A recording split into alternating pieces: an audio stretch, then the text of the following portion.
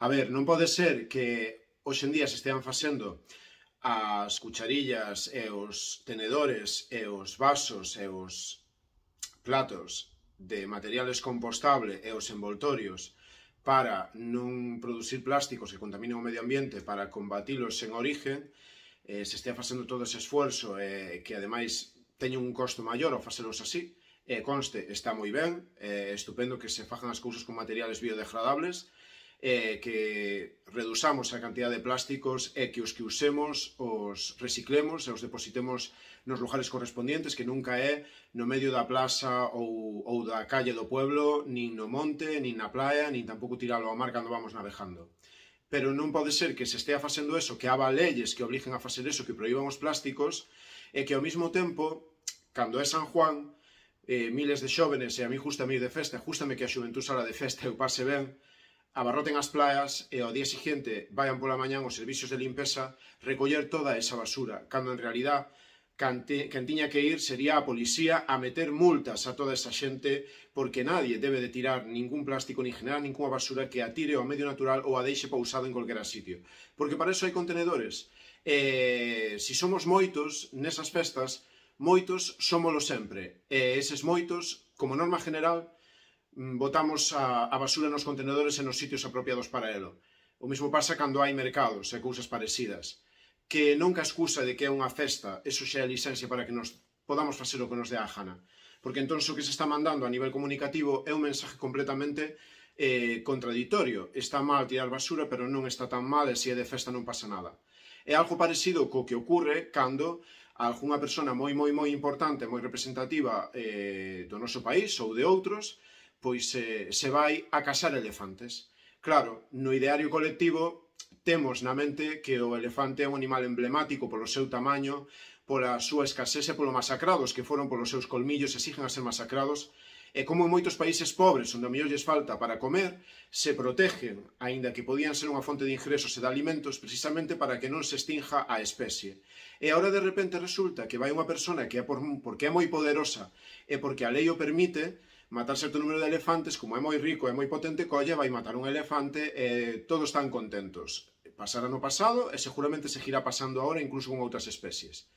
E por que está moi negativo? Bueno, pois é negativo non porque sea negativo para a imagen desa persona que di, ai que mal quedei diante da sociedade ou agora querenme mal e tal.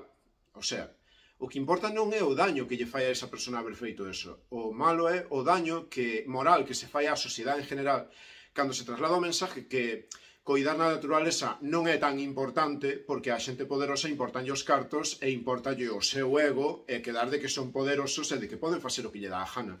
Entonces, claro, a nivel comunicativo, como lle vou decir eu a ningún compañeiro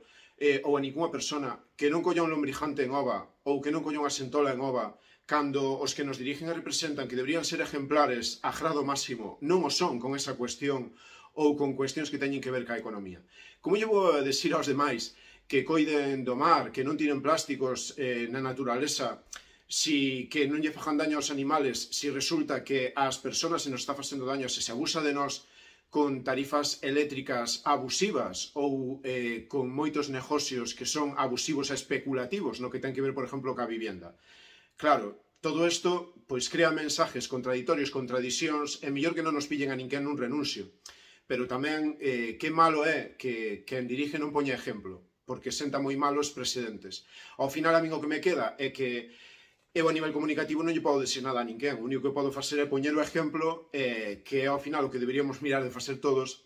e se lle quero decir aos demais que non tiren plásticos, pois non tiralo seu.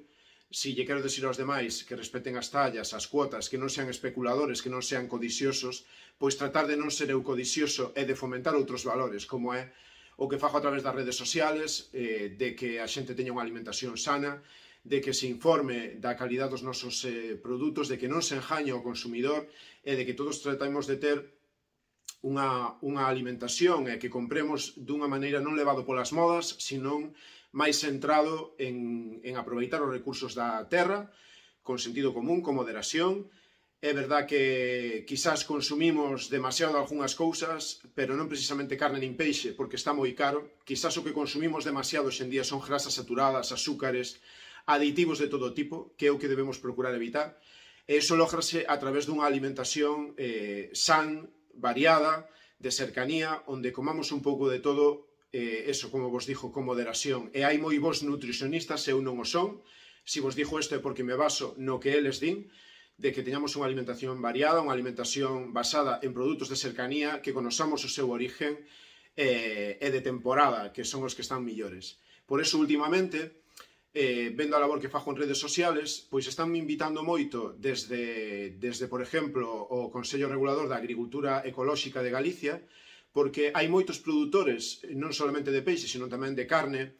de verduras, de legumbres, de mel, de moitos produtos da nosa terra, que os fan seguindo moito os criterios e os valores que eu mismo teño con respecto ao mar e que mostro nas redes sociales. E, bueno, invitaronme un pouco para que poda visitar esos lugares e para que os dea a conocer a través das miñas redes sociales, para que os conosades un pouco millor, e porque ás veces vale a pena comer menos cantidad, incluso a millor pagas un pouco máis por esa pequena cantidad, pero vas a estar moito millor alimentado e vai a repercutir para ben na túa salud a largo plazo, o cal, sin duda, é ganar ao final tamén en cartos e en benestar. E nada, estánme invitando a ir, e estou indo, así que nos próximos días seguramente vou a compartir con vos historias de Instagram e tamén aquí polo Facebook e Twitter, onde vos enseñe pois exemplos moi bons que temos en Galicia, que non fai falta ir a Francia nin a ningún outro sitio, donde se están producindo leite, legumbres, frutas,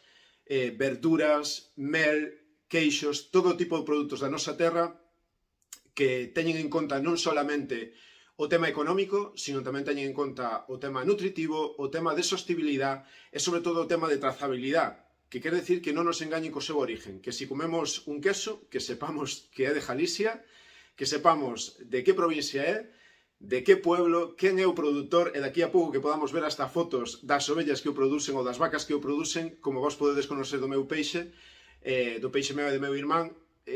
o barco onde o pescamos e en que zonas de pesca. E nada, simplemente quería compartir con vos estas pequenas reflexións e esta información que espero que vos gustara. Un saludo moi afectuoso e boa tarde a todos e a todas.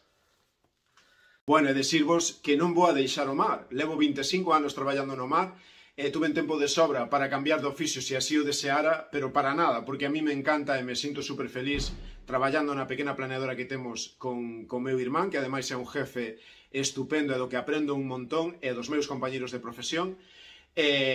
Así que seguirei facendo os vídeos que fixen hasta agora e compartindo fotos de todas as cousas que pescamos e tamén das que devolvemos ao mar, das asombrosas criaturas que hai nos nosos océanos e mares aquí en Galicia, e moitos datos curiosos sobre elas e sobre as experiencias que vivo día a día e as miñas clásicas reflexións. Contarvos que moitas veces estou tamén dedicando parte do meu tempo a cousas e aficións que me gustan, como a jardinería ou a horta ou o bricolaje na casa, e, por suposto, pois indo a todos aqueles sitios que me chaman, e a verdade é que cando hai xente que me chama porque valora o que fajo no que ten que ver co amor á miña profesión e o cuidado do mar, da naturaleza, poñer en valor o traballo da xente, o traballo da xente do mar, cando hai xente que me escribe que valora isto para dar charlas en colegios, en institutos, en medios de comunicación, en ayuntamientos, cóstame moito decir que non, e sobre todo cóstame non ten tanto que ver co importante que sea ese medio ou o grande que sea o instituto. Eu valoro tanto o pequeno periódico ou a pequena entrevista ou o colegio pequeno como un grande. É super bonito, é super emotivo ver que a xente lle guste que se fajan as cousas ben, que ame a naturaleza e que queira que entre todos construamos un mundo mellor. Que pode sonar así un pouco idílico, pero o certo é que máis alá dos nosos intereses económicos ou laborales, que son moi lícitos, sí que hai un montón de xente que fai as cousas porque as ama e porque lle gustan, non por un interese económico, porque ao final, tras tirar un plástico no sitio adecuado nunha papelera ou recollelo do chan,